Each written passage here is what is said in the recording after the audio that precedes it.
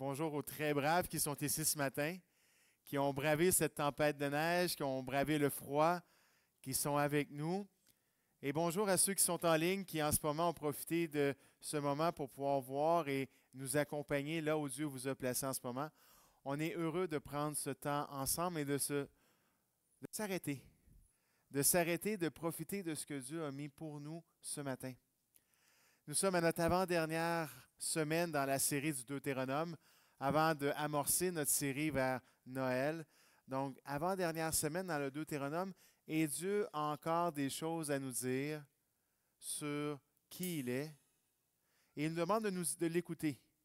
Il nous demande de continuer dans cette démarche d'écoute, de comprendre, de découvrir, de connaître ce qu'il a à nous dire ce matin de manière bien spéciale. Dieu est fidèle. Et lorsqu'on vient vers lui, il nous répond, il nous parle, il nous transforme, il nous rappelle son amour, il nous conduit, et tout ça pour sa gloire. J'aimerais qu'on puisse prendre un texte que nous avons vu ensemble d'entrée de jeu, dans Deutéronome 7, ce sera les versets 6 à 9. Donc Deutéronome 7, versets 6 à 9, afin qu'on dispose déjà notre écoute à pouvoir laisser Dieu nous rencontrer, nous parler, et nous permettre de pouvoir sortir d'ici, non pas comme nous avons rentré, mais transformés. Donc, Deutéronome 7, versets 6 à 9. « Car tu es un peuple saint pour l'Éternel ton Dieu. L'Éternel ton Dieu t'a choisi pour que tu fusses un peuple qui lui appartint entre tous les peuples qui sont sur la surface de la terre. Ce n'est point parce que vous surpassez en nombre tous les autres peuples que l'Éternel s'est attaché à vous, qu'il vous a choisi, car vous êtes le moindre des peuples. Mais parce que l'Éternel vous aime, parce qu'il a voulu tenir le serment qu'il a fait à vos pères, l'Éternel vous a fait sortir par sa main puissante, vous a délivré de la maison de servitude, de la main de Pharaon, roi d'Égypte. Sache donc que c'est l'Éternel ton Dieu, qui est Dieu, ce Dieu fidèle qui garde son alliance et sa miséricorde jusqu'à la 1000e génération envers ceux qui l'aiment et qui observent ses commandements. » Alors ce matin, c'est ce Dieu fidèle que nous venons rencontrer. C'est lui qui nous a conviés, c'est lui qui nous a aimés. Entrons dans sa présence parce que ce matin, nous voulons célébrer ce que Jésus a fait pour accomplir l'alliance que Dieu nous avait déjà annoncée de toute éternité. Prions. Seigneur, bon Père, merci de ce que tu nous as réunis ici en ce moment. Merci de ce que tu nous as appelés à venir te rencontrer, t'adorer, afin de pouvoir recevoir de toi parole, encouragement et de redonner ce que tu nous as donné sous forme d'adoration et de louange. Merci pour ton Fils Jésus, qui est la manifestation de ta bonté, ta grâce, l'accomplissement de cette alliance, de ces promesses envers nous et l'assurance de cette vie éternelle à laquelle nous aspirons en toi. Seigneur Jésus, ce matin, viens prendre toute la place dans nos cœurs, dans ce lieu. Protège les gens qui sont à la maison, permets-leur d'avoir un bon temps. Dirige et hâte les pas de ceux qui vont nous rejoindre et qu'en toutes choses, nous puissions reconnaître ton action et voir que nous font élever ton nom. Seigneur, c'est pour toi que nous sommes ici. Fais toutes choses pour ta gloire. En ton nom, Jésus. Amen. Bon.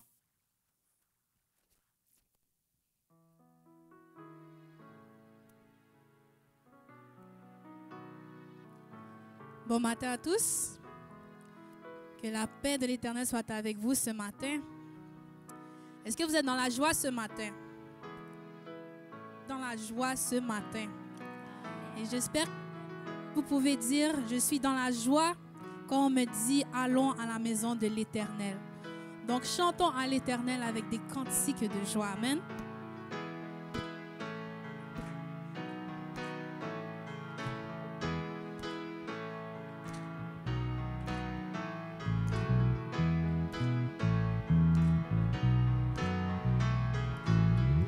Je loue ton nom éternel, Seigneur, je célèbre ta bonté. Quelle joie tu vis en moi, quelle joie tu viens pour nous sauver. Tu viens du ciel sur la terre, montrer la voie de la terre à la croix, payer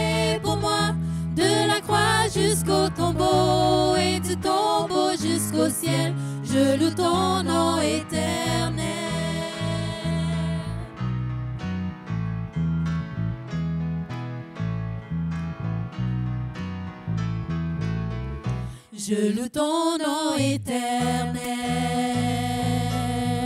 Seigneur, je célèbre ta bonté. Quelle joie tu vis en moi.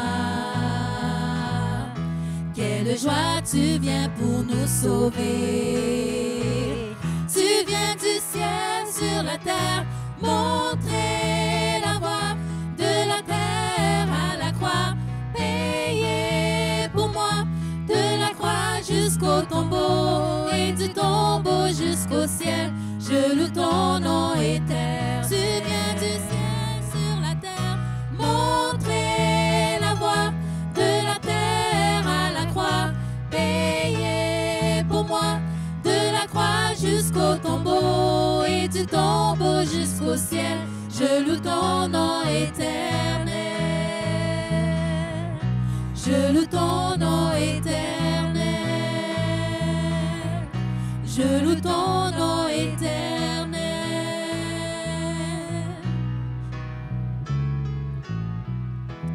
Amen. Que le nom de Jésus soit loué et exalté, car en lui seul est notre espoir. Lui qui nous a donné son don d'amour. Louons-le, le Seigneur Jésus.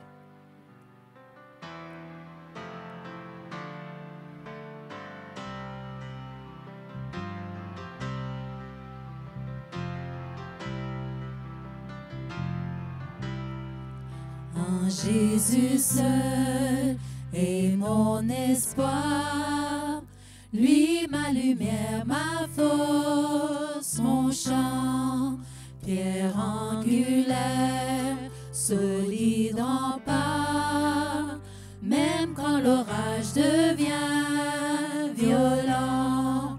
Oh quel amour, oh quelle paix, les luttes cessent, la peur se tait, mon réconfort, mon plus grand bien, dans l'amour du Christ je me tiens.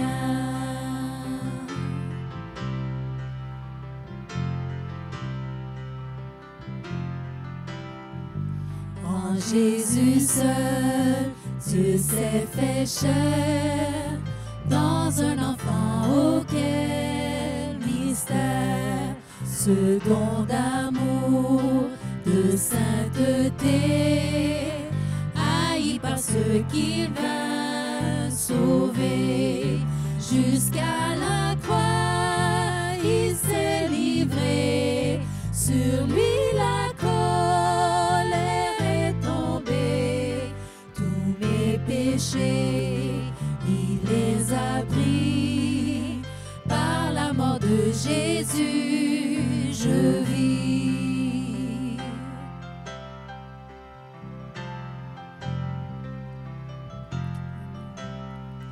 Là dans la tombe il reposait, lumière vaincue par les ténèbres, quel jour glorieux il apparaît, d'entre les morts il se relève, et sur ma vie par sa victoire, le péché perd tout son pouvoir, il est à moi, je suis à lui, racheté par le sang de Christ.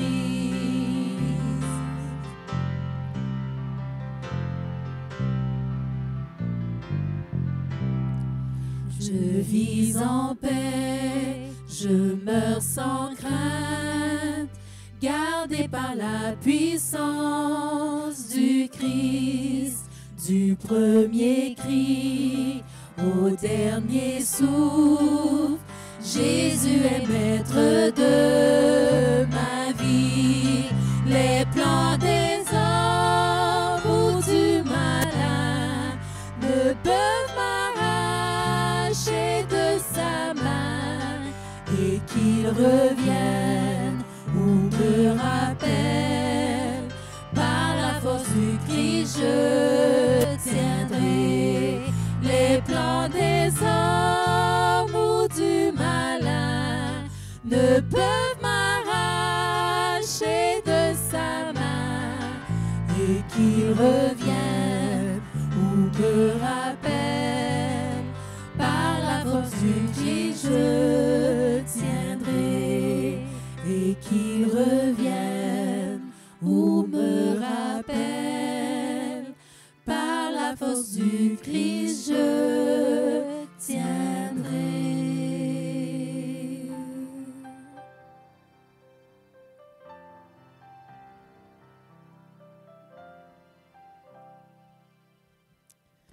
Le Seigneur Jésus, rappelons-nous à quelle profondeur, à quelle distance il a été pour nous racheter.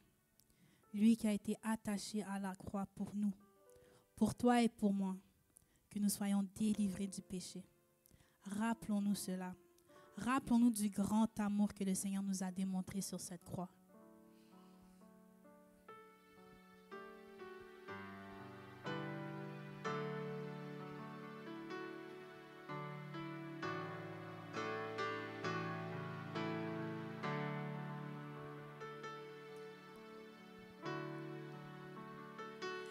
Quel sauveur merveilleux je possède, il s'est sacrifié pour moi, et sa vie innocente il cède pour mourir sur l'infâme bois. Attaché à la croix pour moi, attaché à la croix pour moi, il a pris mon péché, il m'a délivré, attaché à la croix pour moi.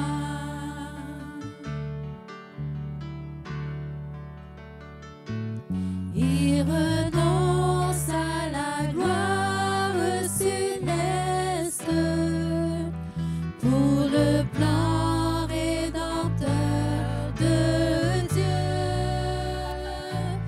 L'apparence est la plus modeste, auquel prix pour me rendre heureux. Attaché à la croix pour moi, attaché à la croix pour moi, il a pris mon péché, il m'a délivré, attaché à la croix pour moi.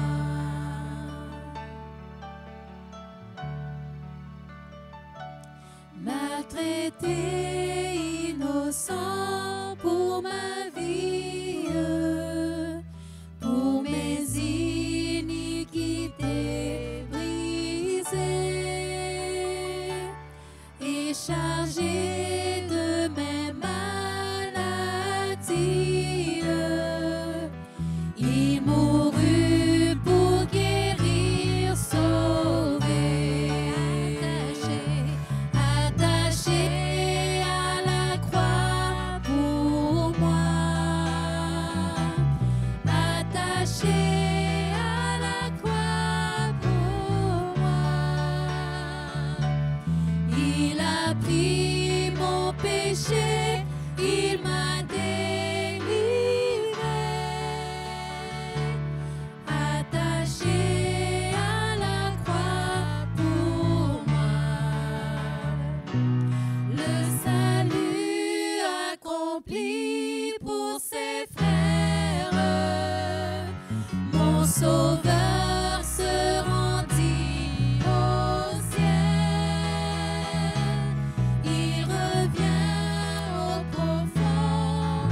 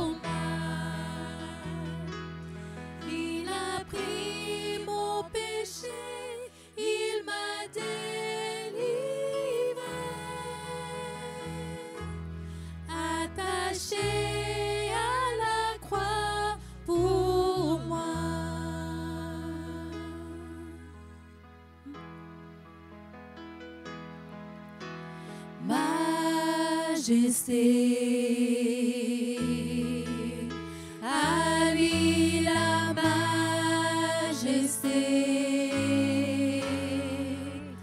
à Jésus soit louange, honneur et gloire.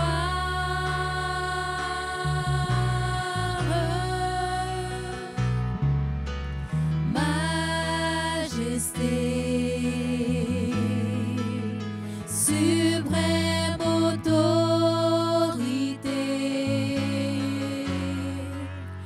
du haut des cieux, son règne vient sur tous les siens.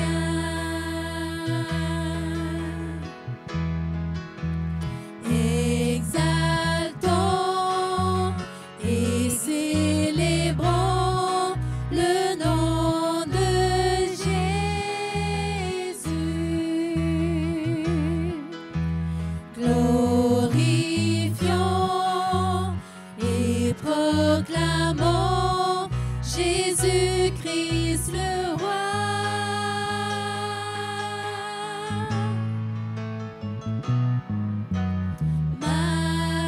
Majesté, à lui la majesté.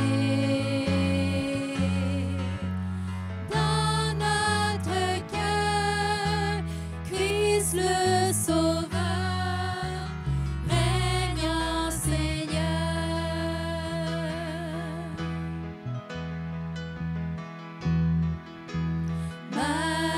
Majesté, à lui la majesté, à Jésus soit louange, honneur et gloire.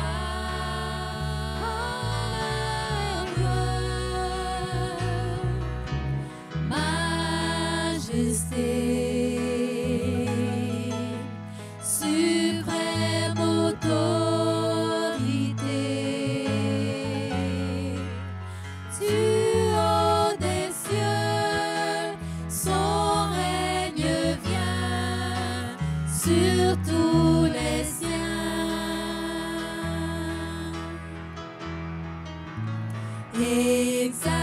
Exaltons et célébrons le nom de Jésus.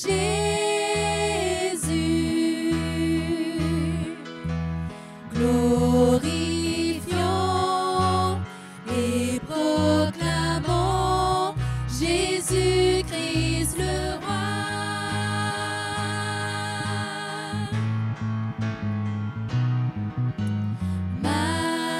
Majesté, à lui la majesté. Dans notre cœur, Christ le Sauveur règne en Seigneur.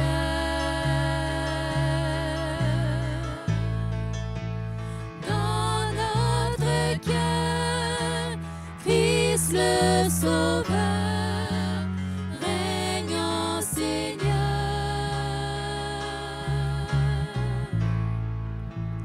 Dans notre cœur, Christ le Sauveur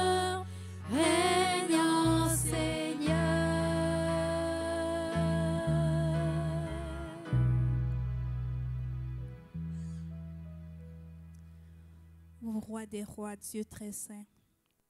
Merci Seigneur pour ton sacrifice à la croix. Merci d'avoir regardé un peuple pécheur, Seigneur, tel que nous étions, Seigneur, tel que nous sommes, Seigneur. Merci de nous regarder, Seigneur, et d'avoir décidé de nous aimer, Seigneur, parce que tu voulais nous aimer, Seigneur. Merci de nous avoir pris, Seigneur, de nous avoir rachetés, Seigneur, par ton précieux sang. Que cette nouvelle soit jamais, Seigneur, d'un ennui, Seigneur, que nos cœurs ne deviennent pas froids, Seigneur, à cette magnifique vérité, Seigneur, à cette magnifique nouvelle, Seigneur, que toi, tu t'es offert pour nous. Seigneur, alors que nous allons écouter l'exposition de ta parole, Seigneur, ouvre nos cœurs. Seigneur, ouvre nos oreilles, Seigneur, notre intelligence, Seigneur, qu'on puisse prendre ce qui nous est donné, Seigneur, que nos âmes puissent être nourries ce matin, Seigneur, que nos oreilles puissent entendre et que nous puissions aller et marcher, Seigneur, continuer à marcher dans tes voies, Seigneur. Bénis le prédicateur qui va nous apporter ta parole, Seigneur. Bénis-nous en tant qu'assemblée, Seigneur, qu'on puisse être à l'écoute, Seigneur. Bénis les enfants aussi, Seigneur, que leur cœur puisse être ouvert à ta parole, Seigneur. Que tout ça soit fait dans le nom de Jésus-Christ. Amen.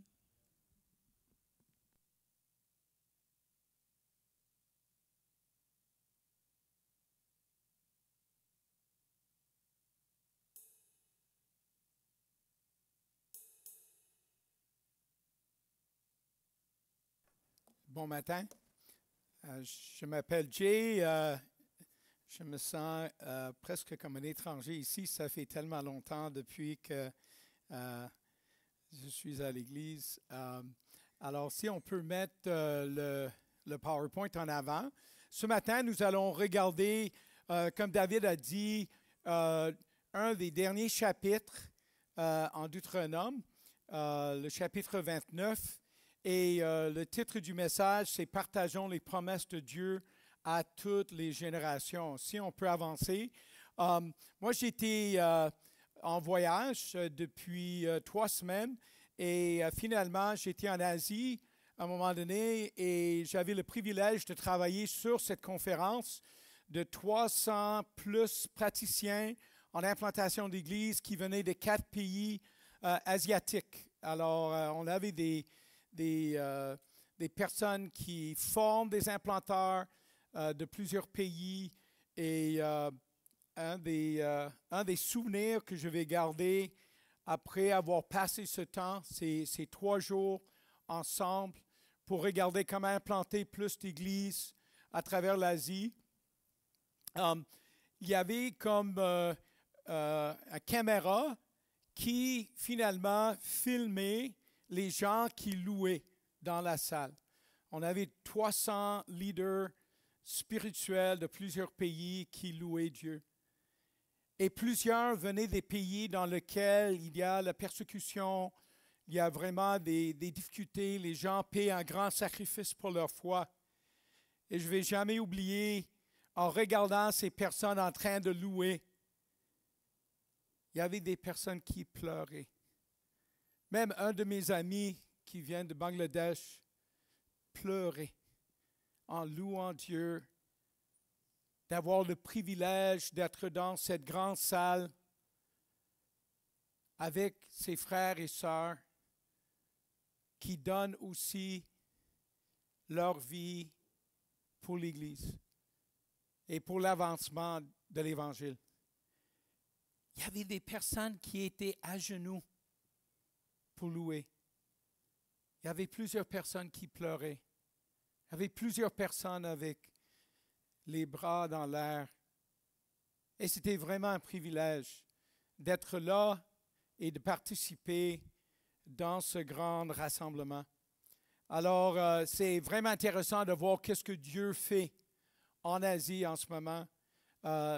Dieu est à l'œuvre. Je sais que parfois on regarde tout ce qui se passe ici au Québec et on se pose des questions. Est-ce que Dieu nous a oubliés ou quoi que ce soit? Mais je peux vous assurer que le royaume de Dieu prend en expansion de façon vraiment surprenante dans plusieurs places. Et nous avons un rôle à jouer ici et on veut jouer notre rôle. Alors, j'ai une question à vous poser avant de commencer la prédication. J'aimerais vous demander de choisir 4 mots qui vous décrivent. 4 mots simples qui vous décrivent.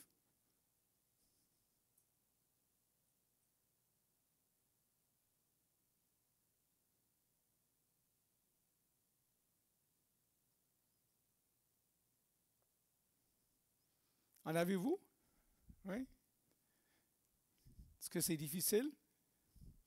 Alors, est-ce qu'un de ces mots vous identifie comme enfant de Dieu? Et si un de ces 4 mots ne vous identifie pas comme enfant de Dieu, pourquoi? Lorsque j'ai pensé à 4 mots qui m'identifient, pourquoi est-ce que un de ces mots importants n'était pas lié à mon identité en Jésus? Et ça, c'est toujours intéressant, surtout lorsqu'on va regarder la prédication d'aujourd'hui. Si on peut avancer, alors, oui, PowerPoint. Alors, partageons les promesses de Dieu à toutes les générations. 3 points, comme souvent avec moi. Le Dieu qui garde ses promesses, le Dieu qui nous invite à une relation d'amour, le Dieu qui nous donne une nouvelle identité. Si on peut avancer, on va lire le passage du Deutéronome 29, 9 jusqu'à 14.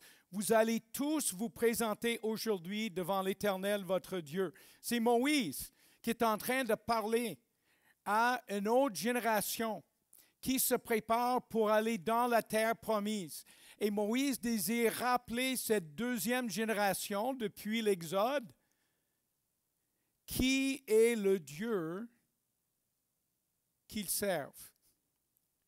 Vous allez tous vous présenter aujourd'hui devant l'Éternel, votre Dieu, vos chefs de tribus, vos anciennes, vos officiers, tous les hommes d'Israël, vos enfants, vos femmes, ainsi que l'étranger qui est au milieu de ton camp, depuis celui qui coupe ton bois jusqu'à celui qui puise ton eau. Tu te présentes pour entrer dans l'alliance de l'Éternel, ton Dieu, dans cette alliance contractée avec serment. L'Éternel, ton Dieu, l'a conclu aujourd'hui avec toi, si on peut avancer, afin de faire aujourd'hui de toi son peuple et d'être lui-même ton Dieu. Comme il te l'a dit, comme il a juré à tes ancêtres, Abraham, Isaac et Jacob.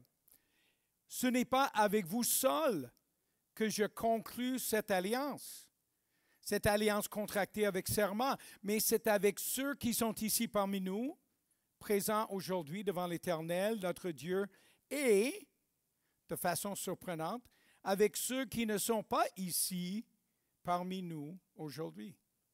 Alors, voici la parole de Dieu et on va regarder le prochain point, le Dieu qui garde ses promesses. Si on commence le chapitre, vous allez voir des infos importantes pour comprendre tout ce qui se passe ici.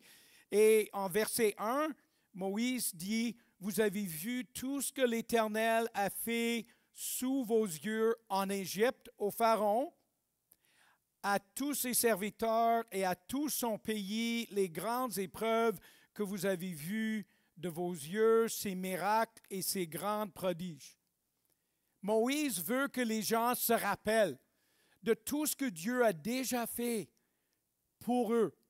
Parce que nous avons tendance à oublier.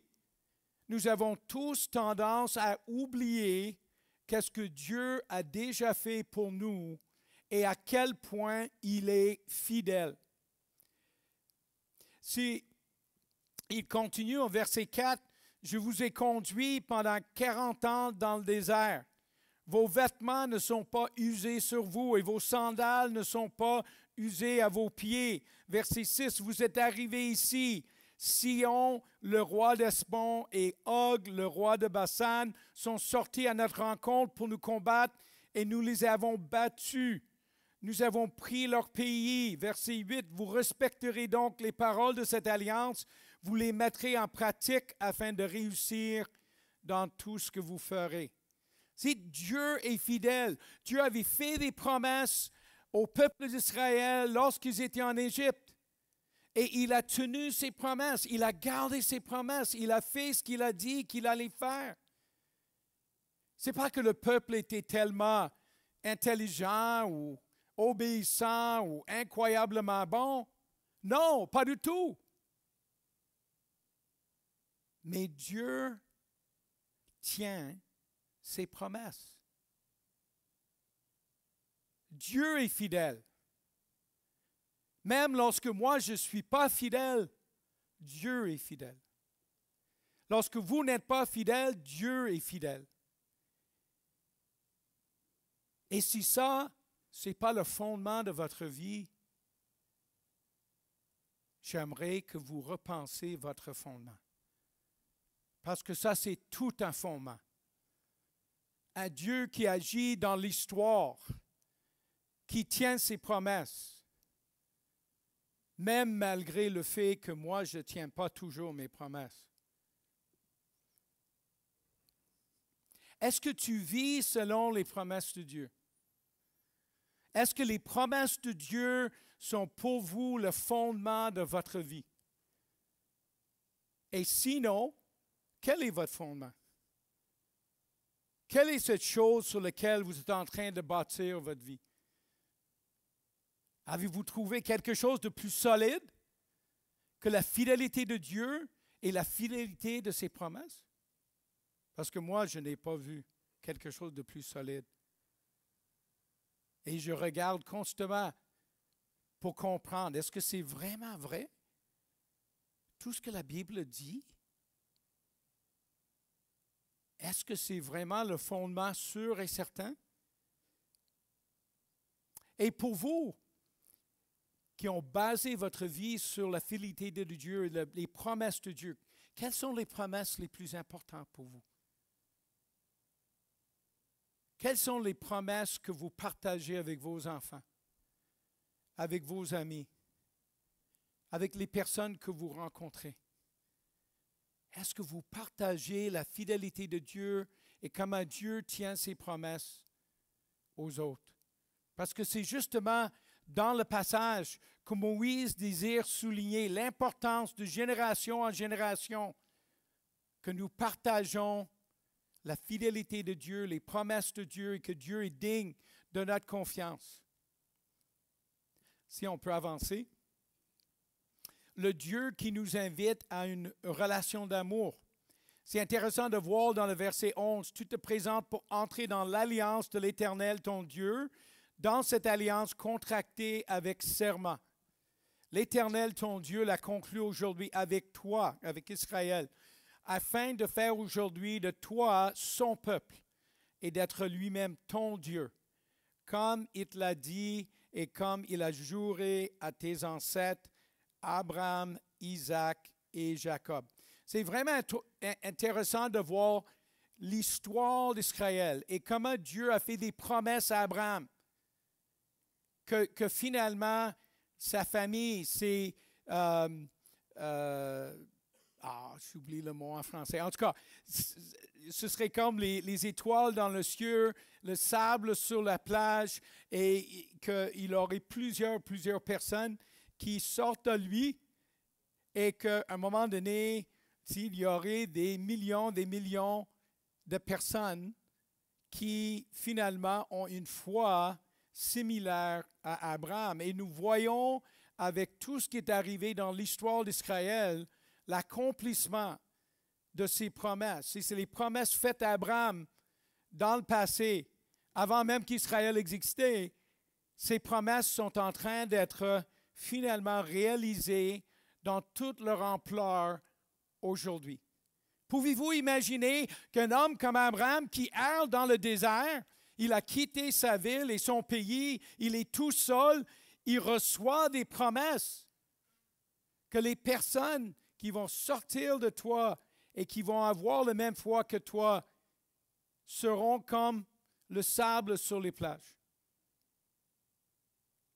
J'imagine, il pensait qu'il avait entendu quelque chose de tellement bizarre qu'il avait mangé quelque chose de bizarre ou quelque chose comme ça. Comment est-ce que ça... Mais la promesse était répétée à plusieurs reprises.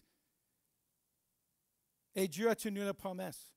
Si on peut avancer, C'est intéressant de voir que dans notre passage, en Deutéronome 29, il y a un psaume, le 136, qui finalement suit les éléments de notre passage. Et j'aimerais vous expliquer davantage qu'est-ce qui se passe dans le psaume 136. Louez l'Éternel car il est bon. Oui, sa bonté dure éternellement. Alors, avec chaque verset, on va dire la même chose. Alors, j'aimerais qu'on fasse ça maintenant ensemble. Moi, je vais lire le début. Vous allez lire le deuxième partie du couplet. Louez l'Éternel car il est bon. Verset 4. Lui seul fait de grands miracles. Il a frappé les Égyptiens. Il a fait sortir Israël du milieu d'eux. Avec puissance et force, il a conduit son peuple dans le désert. Il a frappé de grands rois. Il s'est souvenu de nous quand nous étions humiliés. Alors, 26 fois dans le psaume, oui, sa bonté dure éternellement, est répétée.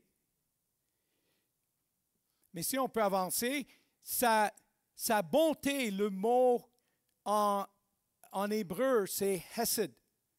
Et c'est un mot vraiment spécial. C'est 250 fois dans l'Ancien Testament le mot hesed. Ils ont traduit le mot bonté, sa bonté. Mais c'est parce qu'il n'y a pas un seul mot qui explique hesed. Hesed, c'est quelque chose qui sort de l'alliance. Ça sort de cette relation que Dieu fait avec son peuple.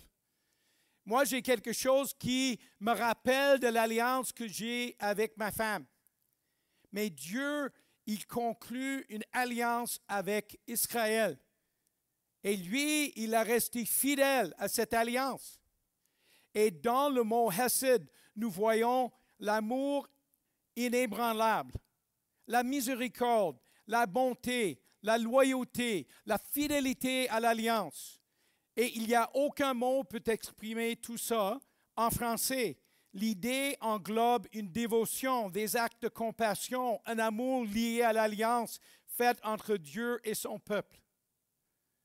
Et dans le psaume 26 fois, nous sommes rappelés du fait que Dieu aime son peuple avec hesed, avec une grande amour inébranlable, avec une compassion, avec une dévotion, avec un désir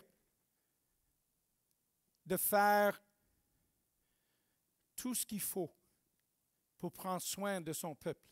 Si on peut avancer, il y a un problème. Quel est ce problème? Lorsque vous avez une alliance, vous avez Dieu qui a fait une partie, tu as Israël qui a fait l'autre partie. Est-ce qu'Israël a gardé son alliance avec Dieu? Mais non. Non. Continuellement, non. Comment ça? Et finalement, ça a conduit à la division d'Israël entre deux royaumes. La cause, c'était l'idolâtrie, l'établissement de deux autres lieux de sacrifice et de louange. Et vous allez voir avec les flèches rouges, ce sont les deux nouvelles places qu'ils ont été établies pour louer Dieu. Et qu'est-ce qu'ils ont choisi comme objet de louange? Veau d'or. Exactement la même chose qu'ils avaient fait dans le désert. Et ils savent que ça déplaît Dieu au plus grand niveau. Ils ont dit, on va juste choisir parmi tous les animaux l'animal que nous savons que Dieu déteste le plus. Et vous voyez, la flèche jaune, c'est là où se trouve Jérusalem. Alors, certainement, en Samarie, ce serait vraiment facile à Bethel de retourner et de louer à Jérusalem. Mais non, on va établir quelque chose de nouveau à notre manière. Mais si on peut avancer, Cathy et moi, nous sommes allés à Dan une de ces places, et là, ils ont fait des excavations, des archéologues, et ils ont trouvé la place où se trouvait la veau d'or. Ils ont trouvé là où tout le monde était autour pour louer le veau d'or. Et ça existe encore aujourd'hui à Dan, vous pouvez aller voir. Le peuple d'Israël n'était pas fidèle. N'était pas fidèle à Dieu, malgré tout ce que Dieu a fait. Et ce qui est incroyable, c'est que nous voyons la grâce de Dieu que même malgré tout ce qu'Israël a fait, ce Dieu d'alliance, ce Dieu d'amour, ce Dieu de Hesed, il tient l'alliance. En même temps, la désobéissance coûte cher. Si vous voyez que le royaume d'Israël, divisé en deux à cause de l'idolâtrie, les tribus finalement ont été dispersés, absorbés par les Assyriens, dévastés, perdus. Le parti plus bas, le royaume de Juda, a été gardé et les autres perdus. Si on peut avancer, mais nous voyons aussi, à un moment donné, à cause des péchés d'Israël, Jérusalem est détruit par les Babyloniens, encore plus loin. Et c'est vraiment intéressant de voir en Jérémie 30. Voici ce que dit l'Éternel, ton désastre est irréparable, ta blessure est douloureuse. Tous ceux qui t'aimaient t'ont oublié, Jérusalem, personne ne se soucie de toi. Je t'ai infligé une punition sévère à cause de l'importance de ta faute, du grand nombre de tes péchés. Alors c'est intéressant de voir ce Dieu d'alliance, ce Dieu avec tant d'amour, avec une compassion, avec un désir de protéger, de prendre soin de son peuple. Un Dieu d'amour, un Dieu de grâce, mais est aussi un Dieu qui est saint. Il ne peut pas tolérer un peuple qui va juste faire n'importe quoi. Comme ceux qui sont mariés, vous ne pouvez pas accepter que votre époux ou épouse va juste aller faire n'importe quoi avec n'importe qui. C'est une alliance. C'est une relation intime. C'est une relation importante. Israël n'était pas fidèle. Mais nous voyons, avançons, encore dans le même chapitre de Jérémie, voici ce que dit l'Éternel, je vais ramener de déportation les familles de Jacob. J'ai pitié de ses habitations, la ville sera reconstruite sur ses ruines et le palais retrouvera sa place. Des manifestations de reconnaissance et des cris de réjouissance se feront entendre de leur part. Et dans le verset 22, vous serez mon peuple et moi je serai votre Dieu. Est-ce que vous remarquez à quel point le Dieu de grâce, le Dieu de Hesed, continue à aimer Israël malgré tout, malgré les péchés abominables. Mais vous voyez aussi en même temps les conséquences. Les conséquences sont sévères lorsque nous sommes en rébellion contre Dieu. Lorsque nous ne voulons pas suivre ses commandements, nous disons oui à l'alliance, mais nous jouons avec cette relation. Et lorsque vous pensez à la grâce et l'amour de Dieu pour son peuple, et vous pensez à la sainteté et le fait qu'il ne peut pas accepter que ses enfants soient en désobéissance, vous voyez la croix. Et que les deux clous qui ont cloué Jésus à la croix, c'était le clou de la grâce et l'amour de Dieu et le clou de la sainteté de Dieu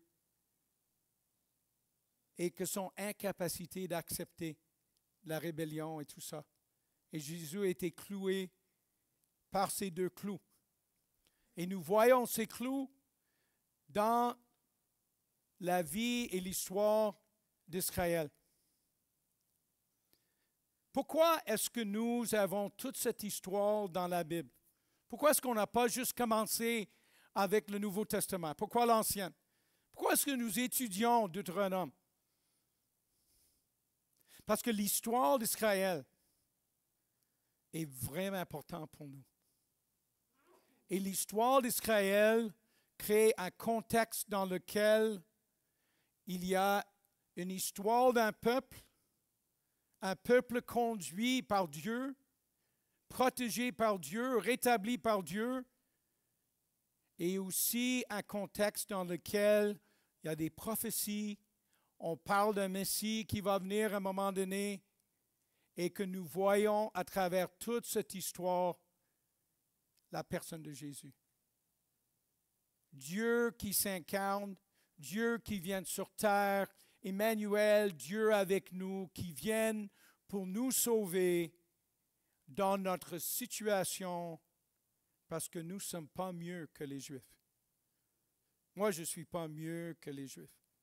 Je ne crois pas que vous êtes mieux que les Juifs. Nous aussi, c'est difficile pour nous de tenir ferme cette alliance et de vivre une relation avec Dieu dans laquelle nous sommes vraiment ses enfants. Et lui est notre Dieu. Comme les Juifs avaient la difficulté à faire, nous avons la difficulté à faire et nous avons besoin de la grâce de Dieu trouvée en Jésus-Christ. Et heureusement, nous avons toute cette histoire de l'Ancien Testament pour nous aider à comprendre à quel point Jésus est spécial. Jésus est exceptionnel. Et que Dieu est tellement différent. Ce Dieu est tellement différent de tous les autres dieux.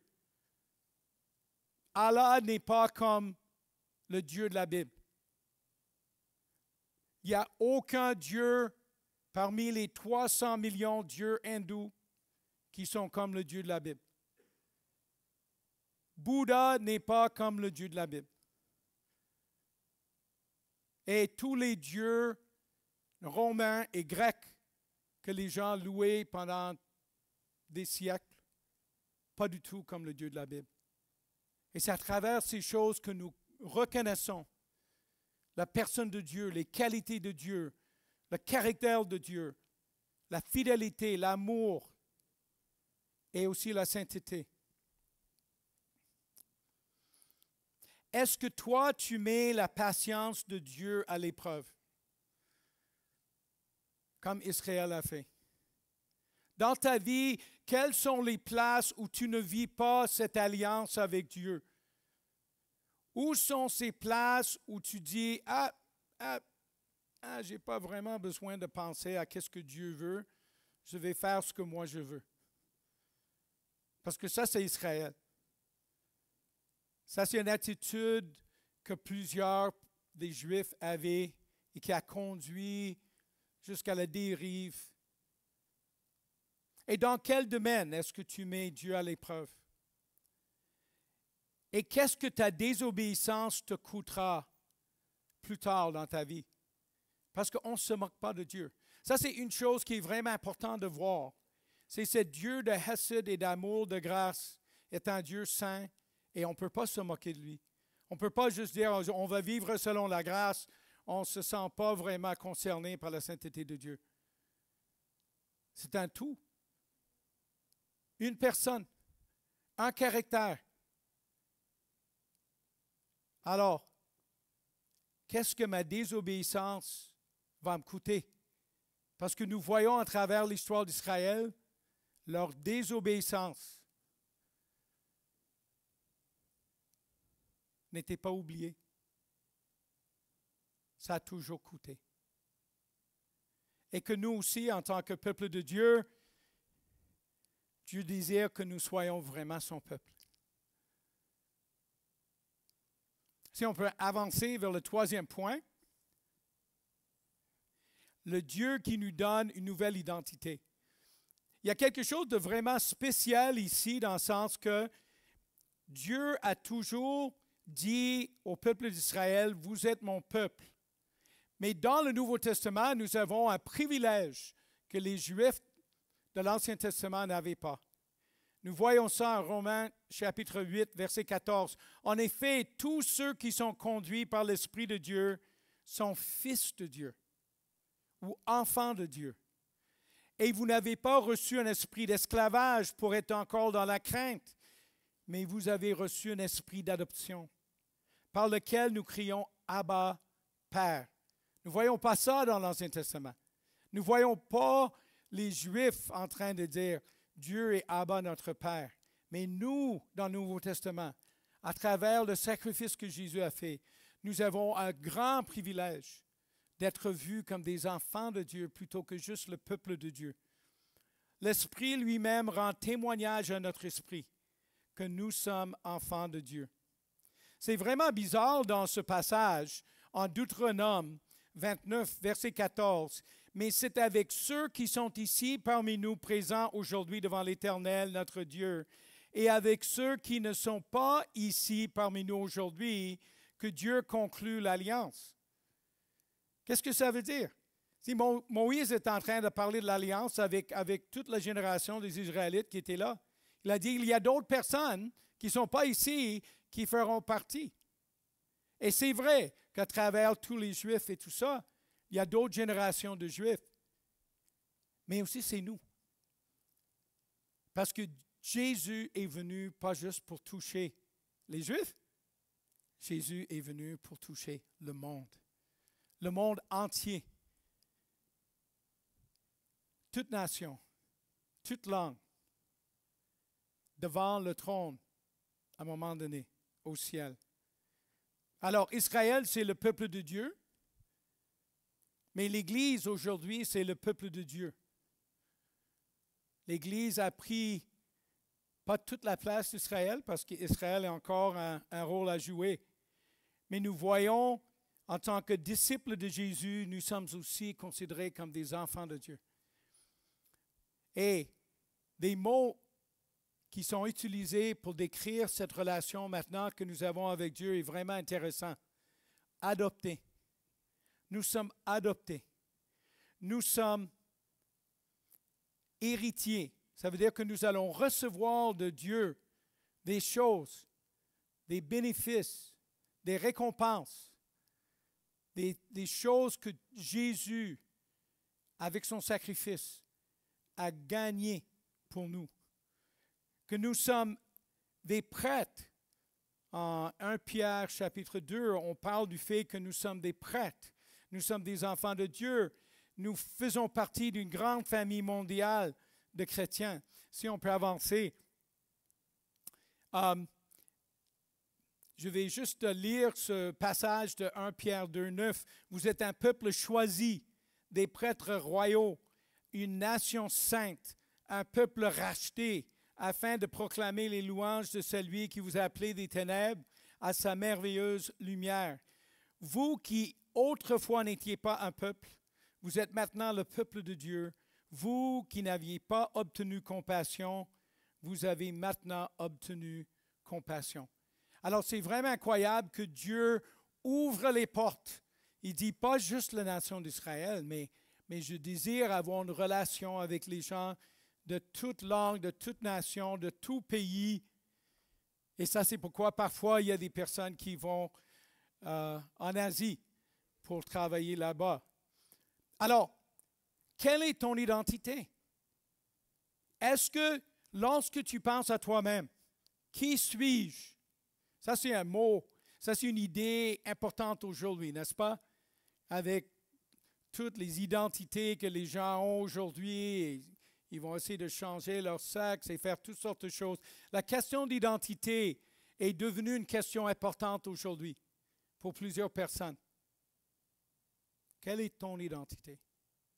Est-ce que tu bâtis ta vie sur ton identité en Jésus-Christ? Sinon, moi je pense que profondément vous faites une erreur. Il n'y a pas une meilleure place. Il n'y a pas une meilleure identité. Il n'y a pas une relation plus importante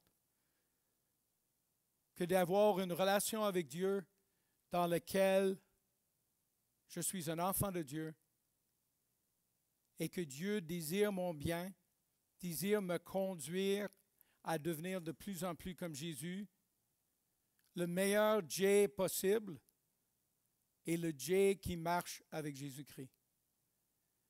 Le meilleur toi possible est le toi qui marche avec Jésus et devient de plus en plus comme Jésus. Il n'y a pas un meilleur toi que ça. Tu ne perds pas ta personnalité,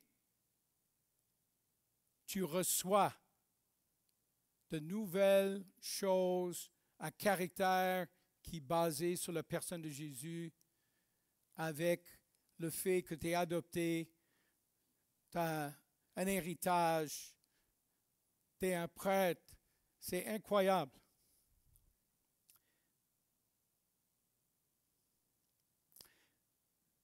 Avec qui partages-tu ton espoir en Dieu et ses promesses? De plus en plus, lorsque tu réalises la richesse spirituelle qui est à toi en Jésus-Christ, j'espère que tu désires partager cette richesse avec d'autres personnes. J'espère que tu regardes la pauvreté spirituelle au Québec et tu dis, moi j'ai une richesse. Moi, j'ai quelque chose que je peux partager avec d'autres personnes afin qu'eux ne soient pas pauvres spirituellement, mais qu'ils commencent à être riches spirituellement. Et au niveau de ta relation avec Dieu, est-ce que tu désires aller vers une maturité qui est de plus en plus profonde? Parce que lorsque tu fais ça, tu auras encore plus à donner aux autres. Les prochaines générations ont besoin d'entendre parler de ce Dieu fidèle qui a un amour inconditionnel.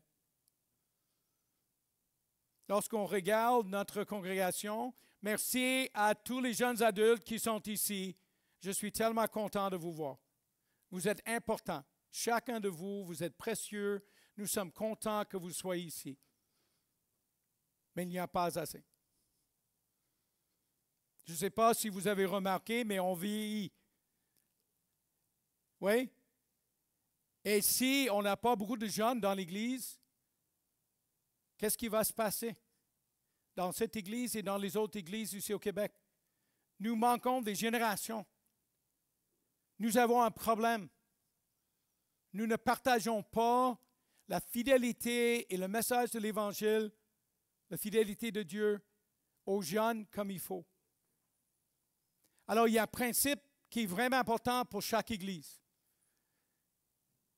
Quels sont les obstacles que nous mettons devant la croix?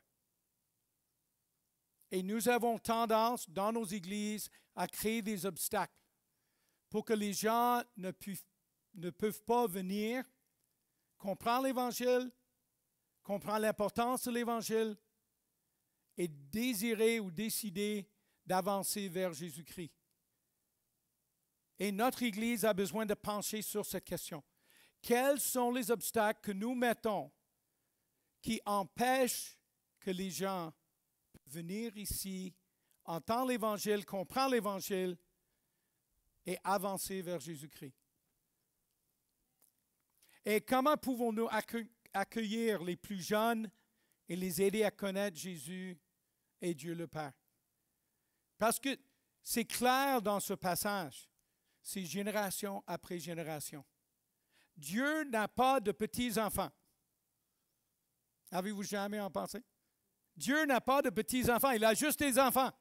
Ça veut dire que chaque génération a besoin d'entendre l'Évangile. Chaque génération a besoin d'entendre l'Évangile prêché, partagé d'une manière compréhensible pour cette génération.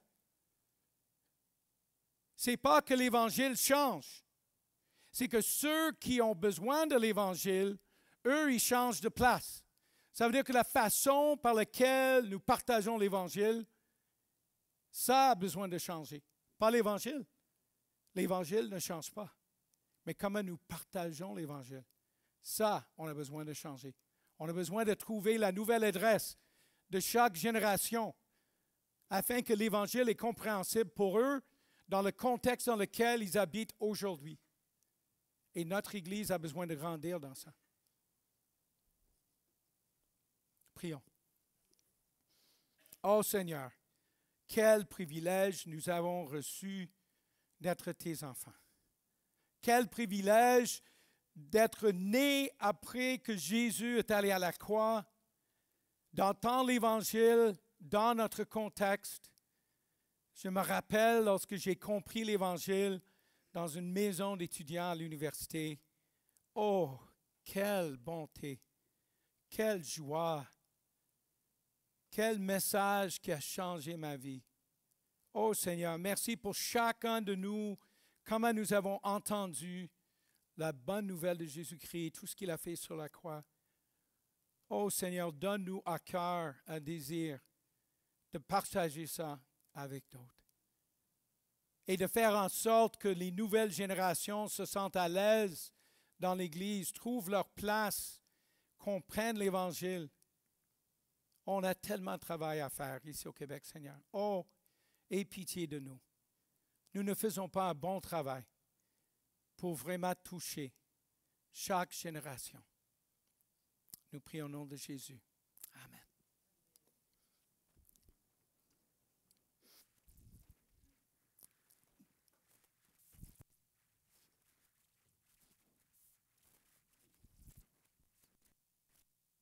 Levé.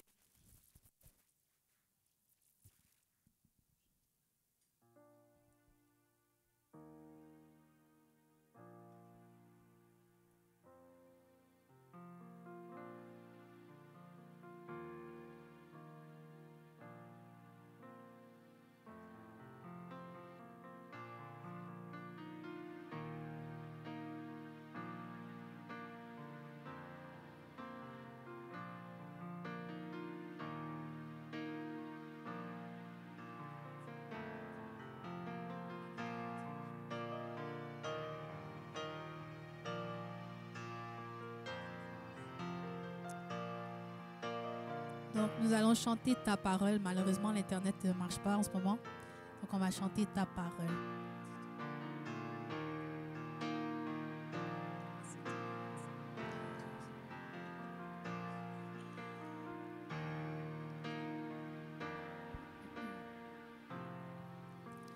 Ta parole portée par l'Esprit te révèle et te glorifie. Que nous puissions entendre et comprendre. Ouvre nos yeux pour te contempler. Quel sublime trésor, plus précieux que l'or, tes paroles de vie éternelle. Œuvre par ton esprit pour révéler le Christ. Parle-nous, nourris-nous par ta voix.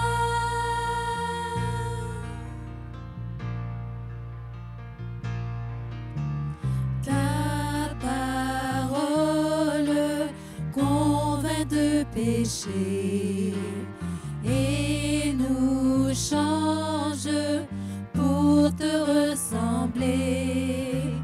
Que nos cœurs soient comme un sol fertile, convainc en nous l'incrédulité. Quel sublime trésor, plus précieux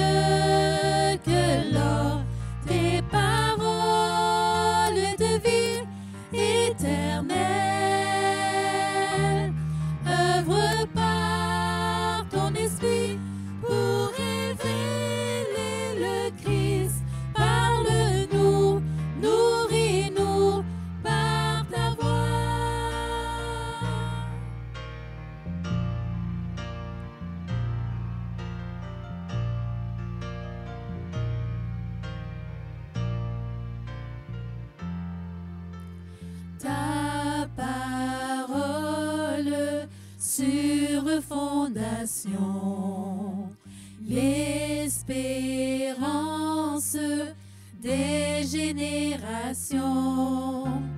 Que nos vies soient bâties sur ce roc. Instruis-nous pour marcher dans tes voies. Quel sublime trésor, plus précieux que l'or, tes paroles de vie éternelle. Œuvre par ton esprit pour révéler le Christ. Parle-nous, nourris-nous par ta voix. Quel sublime trésor, plus précieux que l'or, tes paroles de vie éternelle. Œuvre par ton esprit pour révéler le Christ. Parle-nous, nourris-nous par ta voix. Parle-nous, nourris-nous par ta voix. Parle-nous, nourris-nous par ta voix.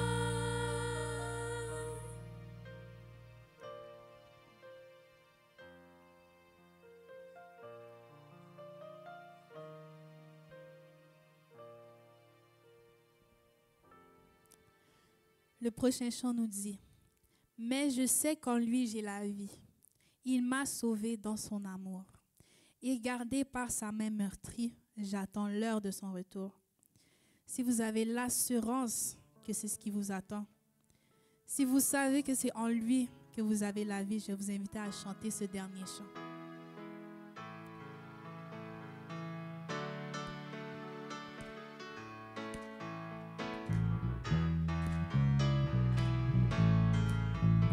Je ne sais pourquoi dans sa grâce Jésus m'a tant aimé.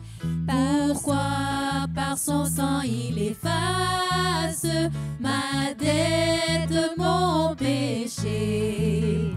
Mais je sais qu'en lui j'ai la vie, il m'a sauvé dans son amour et gardé par sa main meurtrie. J'attends l'heure de son retour. Je ne sais comment la lumière éclaire tout mon cœur, comment je compris ma misère et reçu mon sauveur. Mais je sais qu'en lui j'ai la vie, il m'a sauvé dans son amour et gardé par sa main meurtrie. J'attends l'heure de son retour. Je ne sais quelle est la mesure de joie et de douleur que pour moi faible créature réserve mon sauveur. Mais je sais qu'en lui j'ai la vie, il m'a sauvé dans son amour et gardé par sa main meurtrie. J'attends l'heure de son retour. Je ne sais quand de la victoire l'heure enfin sonnera, quand l'agneau l'époux dans sa gloire avec lui me prendra. Mais je sais qu'en lui j'ai la vie, il m'a sauvé dans son amour et gardé par sa main meurtrie. J'attends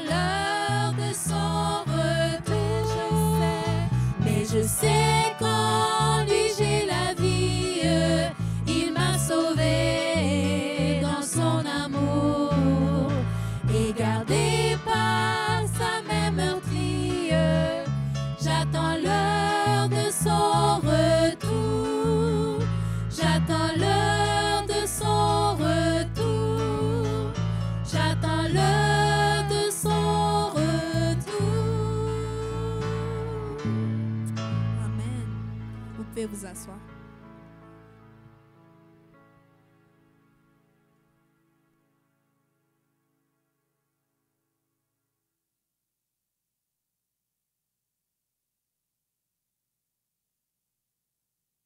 Je ne sais pas si on peut remettre la dernière diapo du chant que nous venons de chanter, s'il vous plaît. Mais je sais qu'en lui j'ai la vie.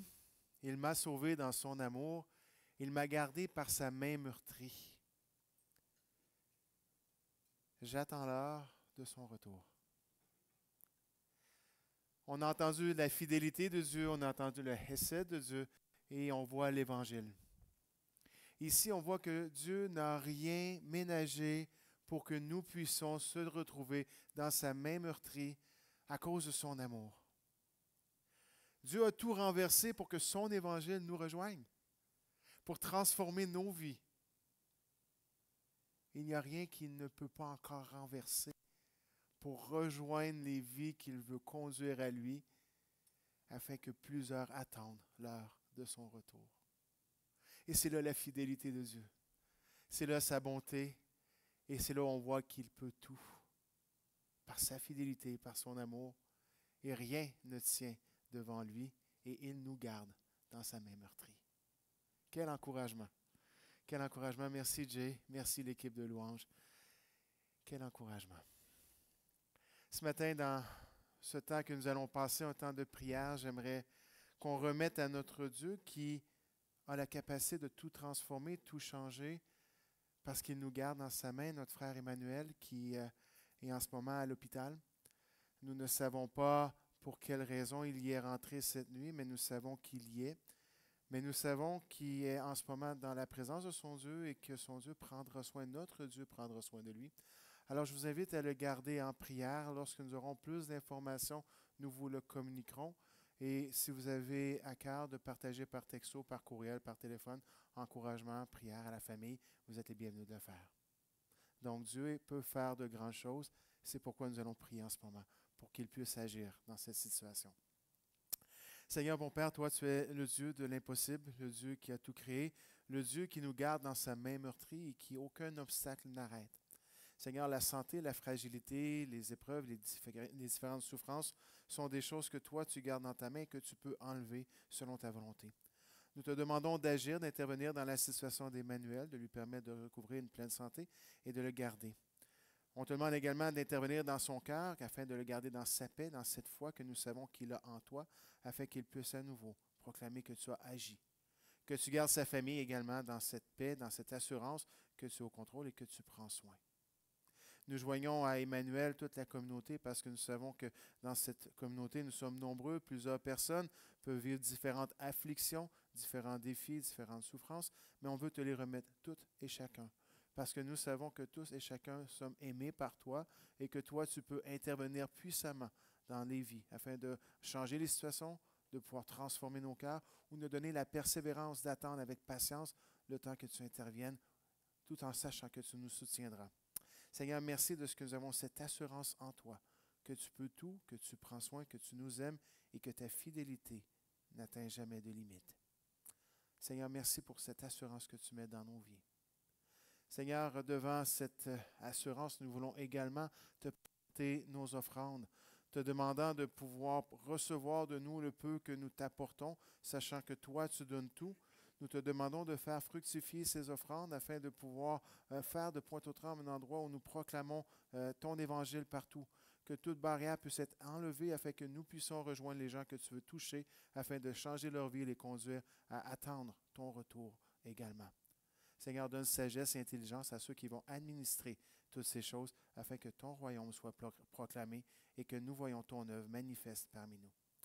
On te remercie pour la générosité de chacun, te demandant de les bénir abondamment en retour. En ton nom, Jésus, je te prie. Amen. Alors, quelques annonces. La première, vous savez, il y a plusieurs groupes vie, rencontres de prière.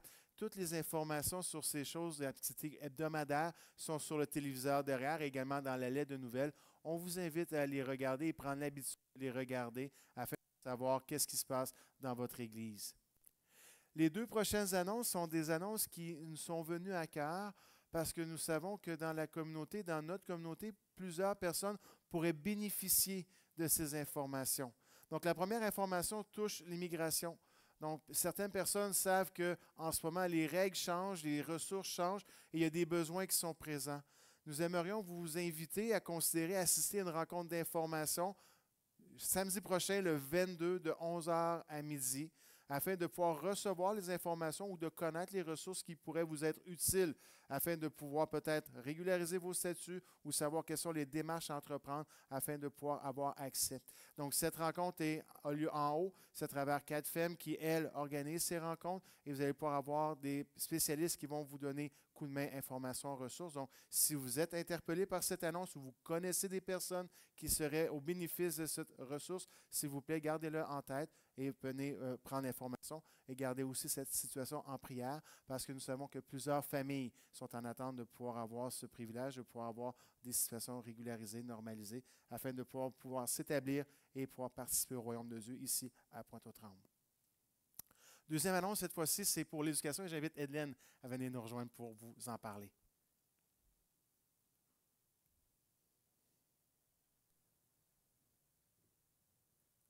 Oups. Bonjour tout le monde. Je vais prendre très peu de temps. Je fais partie d'un groupe qui s'appelle Canal Éduc. C'est un groupe de professionnels de l'éducation qui se sont mis ensemble pour offrir de l'accompagnement aux parents, à tous ceux qui le souhaiteraient. Donc, pour la 2e année consécutive, nous allons organiser une activité qui aura lieu samedi prochain. C'est d'abord une conférence. Le thème, c'est le rôle crucial des parents dans la réussite des enfants. Et après la conférence, il y aura des ateliers. Il y aura 3 ateliers. Un sur la réussite des garçons. Un autre, c'est vraiment un temps d'échange. Un sur le parcours professionnel. On sait qu'il y a beaucoup de gens qui prônent aller au cégep, à l'université, mais il y a le volet professionnel aussi qui peut être très intéressant. Et c'est pour démystifier un petit peu ce niveau-là ou cette voie-là que l'on fait la conférence là-dessus. Et le 3e atelier va être sur les mesures adaptatives. Alors, c'est pour tous les enfants qui ont des problèmes d'apprentissage ou de comportement, etc. Et finalement, cette journée-là va se terminer avec un panel des jeunes. Et la raison pour laquelle je suis vraiment très excitée, c'est parce qu'il y a plusieurs de nos jeunes qui vont participer à ce panel-là. Et c'est vraiment un temps d'échange qu'on veut avoir, autant avec les parents qui vont être présents que les jeunes qui vont être présents pour vraiment parler de l'éducation, comment est-ce que ça se vit dans notre milieu. Donc, c'est une activité gratuite, mais on aimerait savoir combien de personnes vont être présentes. Fait que c'est pour ça, ceux qui sont intéressés, j'ai un code QR que vous pouvez scanner et pour vous inscrire tout simplement, c'est juste pour nous permettre de savoir combien de personnes vont être à l'activité. Alors voilà, fait que vous êtes tous les bienvenus. C'est de 10h à 2h la semaine prochaine. C'est à Montréal-Nord, à l'église Garizim pour ceux qui connaissent. Voilà, merci. Merci beaucoup. Merci beaucoup. Vous savez, c'est important, surtout pour les parents qui ont des enfants, des fois un peu comprendre comment se vit le parcours des enfants, quelles sont les difficultés, quelles sont les ressources qui existent. Et là, on me fait des signes que je ne comprends pas. C'était à Rivière-des-Prairies. Donc, Église Garizim, merci Junie. Donc, à ce moment-là, on a un beau travail de collaboration. Donc, à Rivière-des-Prairies, mais quoi qu'il en soit, si vous pouvez prendre le code QR et le scanner pour avoir l'information ou aller voir Edlène afin de pouvoir avoir accès aux informations qui seront utiles pour que vous puissiez bénéficier des ressources pour pouvoir être en mesure de bien accompagner vos enfants. De jeudi à samedi dernier, Bertin et moi étions ensemble à la retraite pastorale à Villa de Brome. Et lors de cette retraite-là, Raphaël nous a rappelé un événement qui arrive souvent après le Black Friday. On se rappelle le mardi « Je donne ». Alors, vous allez avoir plus d'informations, mais je veux vous en parler maintenant afin de préparer nos cœurs et de vous demander de mettre en prière ce mardi « Je donne ». Qu'est-ce que c'est? Après ce moment de consumérisme énorme, on veut également se rappeler qu'il y a ce partage grandiose qui vient. Et à l'aube des fêtes, à l'aube de Noël qui vient, le mardi je donne, c'est de dire le 2 décembre. Nous prenons la décision de vouloir donner notre temps, nos ressources, notre argent, nos talents dans une organisation, peu importe laquelle.